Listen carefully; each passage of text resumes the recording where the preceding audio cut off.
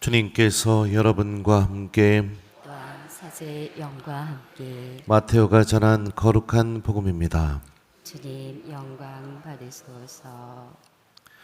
그때 예수님께서는 둘러선 군중을 보시고 제자들에게 호수 건너편으로 가라고 명령하셨다. 그때 한 율법학자가 다가와 예수님께 스승님 어디로 가시든지 저는 스승님을 따르겠습니다 하고 말하였다. 그러자 예수님께서 그에게 말씀하셨다. 여우들도 굴이 있고 하늘의 새들도 보금자리가 있지만 사람의 아들은 머리를 기댈 곳조차 없다. 그분의 제자들 가운데 어떤 이가 주님 먼저 집에 가서 아버지의 장사를 지내게 허락해 주십시오 하고 말하였다. 예수님께서는 그에게 말씀하셨다. 너는 나를 따라라. 죽은 이들의 장사는 죽은 이들이 지내도록 내버려 두어라. 주님의 말씀입니다. 그리스도님 찬미합니다. 오소서 성령님, 너는 나를 따라라. 안녕하세요. 오늘 복음 말씀 여러분들 어떻게 들리셨는지 모르겠어요. 아버지의 장사를 지내게 허락해 주십시오. 아버지가 돌아가셔서 아버지 장례 좀 치르겠습니다. 예수님. 그렇게 얘기하니까 예수님이 뭐라고 말씀하시죠? 마지막 절이죠. 너는 나를 따라라. 죽은 이들의 장사는 죽은 이들이 지내도록 내버려 두어라. 여러분들 어떻게 느껴요?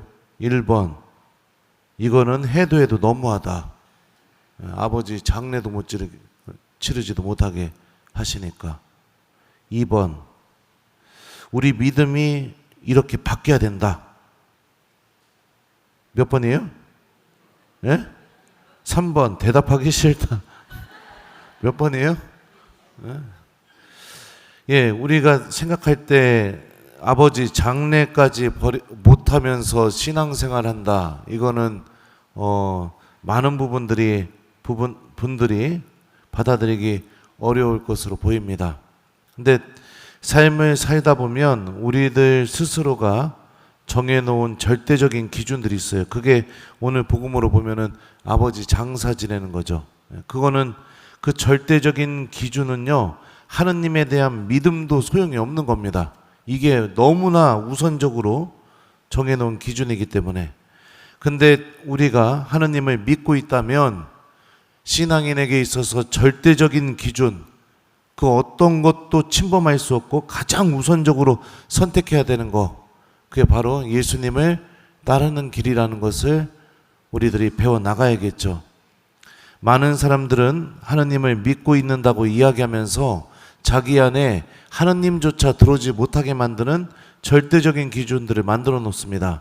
그게 어떤 이에게는 가족일 수도 있고, 또 어떤 이에게는 그게 정치적인 의견일 수도 있고, 또 어떤 이에게는 자기가 너무나 간절히 바라는 어떤 목표가 될 수도 있습니다. 그것만 딱 침범될 것 같으면 하느님도 그 누구도 그 안에 들어올 수가 없어요. 이거 해야 됩니다. 안 됩니다.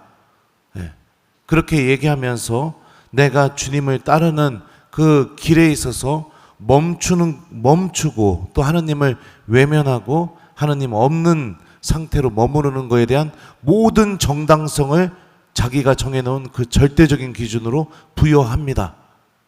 결국에는 나는 예수님을 따르지 못하게 되는 거죠.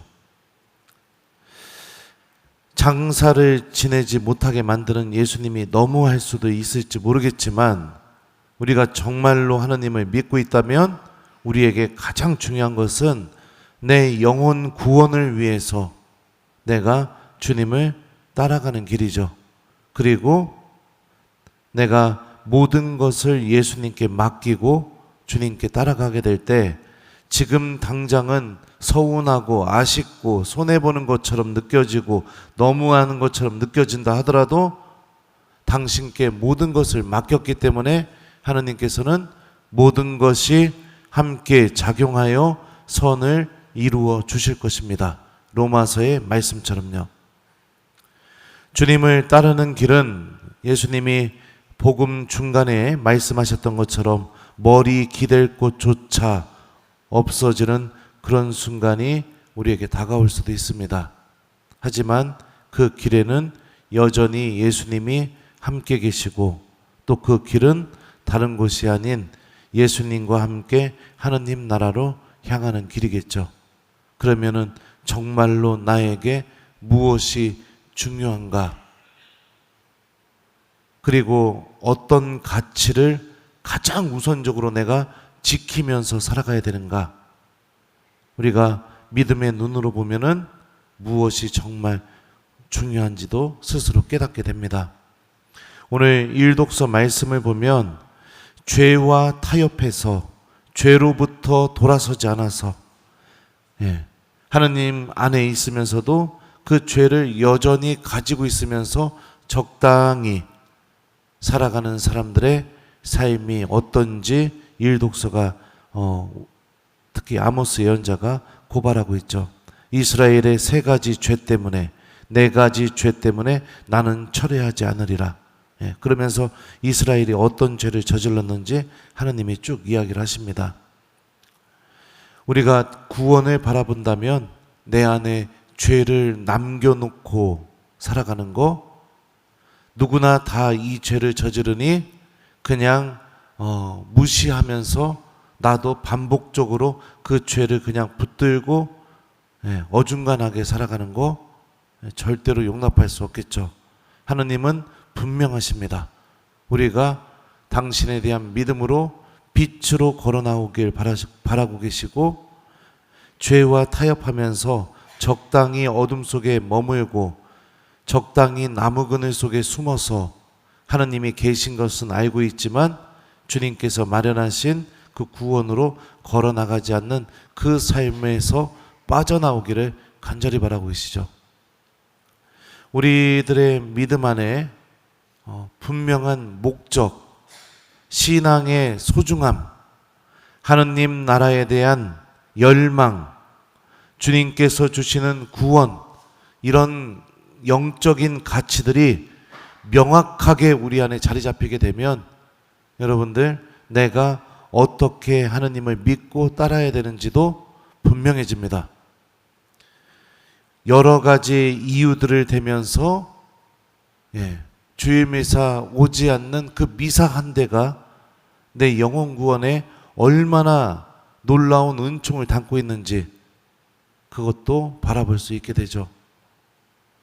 여러 가지 핑계를 대면서 기도가 사라진 내 삶을 내 스스로 방어하면서 나는 이렇게 살아가니 어쩔 수 없이 기도할 수가 없다 라고 얘기할 수 있겠지만, 하느님께서 주시는 영적인 가치가 우리 안에 명확해지게 되면 내가 기도하지 않고 살아왔던 그 수많은 날들이 내 영혼과 하느님을 얼마나 아프게 하고 내가 어둠 속으로 걸어가고 있었는지도 깨닫게 될 겁니다. 하느님과 가까워질 수 없는 마음, 여러분들, 그만큼 내 믿음이 하느님께서 주시는 진짜 은총, 구원을 바라보지 못하고 있기 때문입니다. 끊임없이 험담하고 끊임없이 상처 주고 끊임없이 이기적이고, 이스라엘의 3가지 죄, 4가지 죄 때문에 하느님께서 벌하시겠다고 했던 것처럼 내가 그냥 바뀌지 않고 변화되지 않고 그냥 계속해서 그렇게 살아가면서 그냥 그 죄를 달고 있는 것 그 자체가 나에게 얼마나 불행하고 얼마나 내 영혼이 하나님으로부터 떨어져 나가게 만드는지도 명확하게 깨닫게 될 겁니다. 그러니 내 안에 내 스스로 세워놓은 절대적인 가치가 무엇인지를 성찰하시기 바랍니다. 그 가치가 하느님인지 아니면 다른 것인지, 손주들이 놀러와서 어디 놀러가야 해서 무엇을 해야 해서, 만약에 그럴 때마다 하느님도 외면할 수밖에 없게 된다면 나의 절대적인 가치는 하느님이 될 수가 없죠. 그거부터 무너뜨려야 여러분들의 신앙생활이 살아계신 하느님을 만나는 길로 돌아서게 됩니다. 그거부터 무너뜨리십시오. 기도하지 못하게 만드는 거, 그거부터 무너뜨리십시오. 자꾸만 반복적으로 죄짓게 만들면서 타협하게 만드는 거, 그거부터 무너뜨리십시오. 그러면 하느님과 완전히 새로운 관계를 맺게 될 겁니다. 그거 무너뜨리지 않으시면 아무리 기도를 열심히 해도, 아무리 봉사를 열심히 해도, 아무리 미사에 나와도 여전히 나는 예수님을 따르지 않는 사람일 뿐인 겁니다. 오늘 독서와 복음 말씀 묵상하면서 우리들 마음 안에 세워놓은 가장 우선적인 가치와 기준이 하느님이 될 수 있도록 주님께 도움을 청하는 하루를 보냈으면 좋겠어요. 숙제드려요. 오늘 숙제는 복음 마지막에 나오죠. 너는 나를 따라라. 이 말씀 좀 기억하는 하루를 보내봤으면 좋겠습니다. 오늘 우리 예수님 따라가는 하루가 되도록 함께 노력해봤으면 좋겠어요. 기도도 하고 또 시간적으로 여유가 된다면 성체조배도 해보고 또 이웃들에게 사랑도 실천해보고 그랬으면 좋겠습니다. 특히 저는 여러분들이 시간이 되신다면 오늘 성체 앞에 앉아서 오늘 화답송 말씀 한번 묵상해 보시기를 추천해 드립니다. 하느님을 잊은 자들아 깨달아라. 어찌하여 내 계명을 늘어놓으며 내 계약을 너의 입에 담느냐. 너는 훈계를 싫어하고 내 말을 뒷전으로 팽개치지 않느냐. 하느님을 잊은 자들아 깨달아라. 한번 좀 천천히 한번 읽어보시면서 묵상하는 것도 아주 좋을 것 같습니다. 한번 추천해 드립니다. 그래요. 오늘 하루 예수님을 잘 따라가는 하루, 그리고 주님께서 믿음을 통해 나에게 주시는 구원이 나에게 최고의 가치가 된다는 것을 배워나가는 오늘 하루가 되었으면 좋겠습니다. 너는 나를 따라라. 아멘.